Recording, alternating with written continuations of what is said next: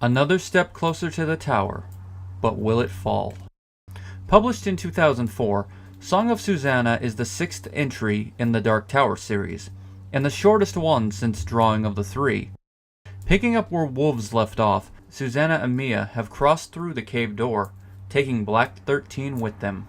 This presents a problem for Roland and the Tet, as they counted on the Ben's magic to manipulate the door. Luckily, the Mani also possess the ability to open the door through a complicated, taxing ritual. With their door open, the Tet must split up. Finding Susannah and protecting her from the Crimson King's minions is crucial, but protecting Calvin Tower from Balazar is even more so. If he caves, the rose falls and Discordia calls. King's wording is consistent, the prose a continuation of the previous novel. The chapters are called stanzas, tying in with the novel's title. After the characters split up, the arrangement is logical, allowing the plot to flow smoothly while allowing some suspense to build. The opening chapter begins with a literal bang, as one of the beams shatters. This breaking caused what Roland calls a beamquake. They don't happen often, but when one occurs, the land within the beam's path is devastated.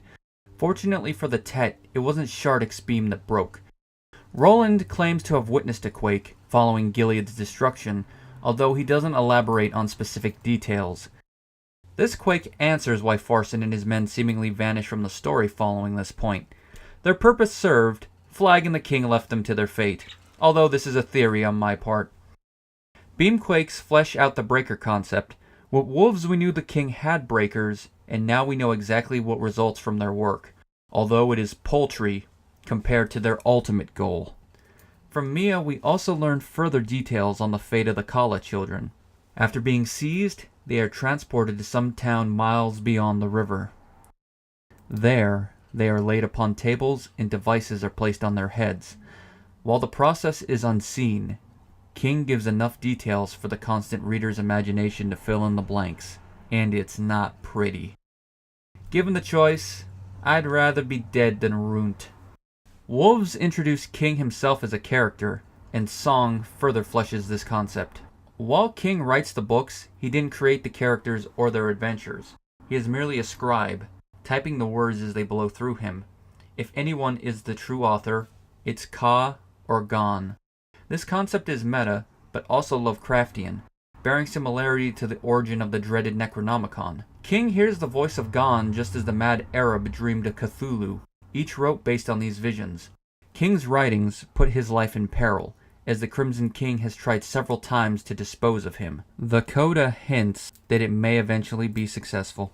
While it might not be every Tower fan's cup of tea, for me it suits the series' semi-meta nature, especially when multiple worlds are considered. King pokes fun at himself several times throughout the novel, although one does come off as self-effacement. There's only a few aspects that feel off.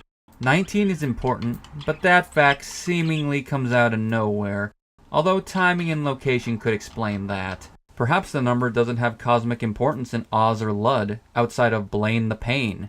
I also wonder if Calvin Tower and Balazar, since they exist in the same world as King, learn they are characters in a novel. Balazar especially, considering how notorious he is. Perhaps he's dead by that point. While I have several small problems, Song of Susannah is still an entertaining read, setting up the final act nicely.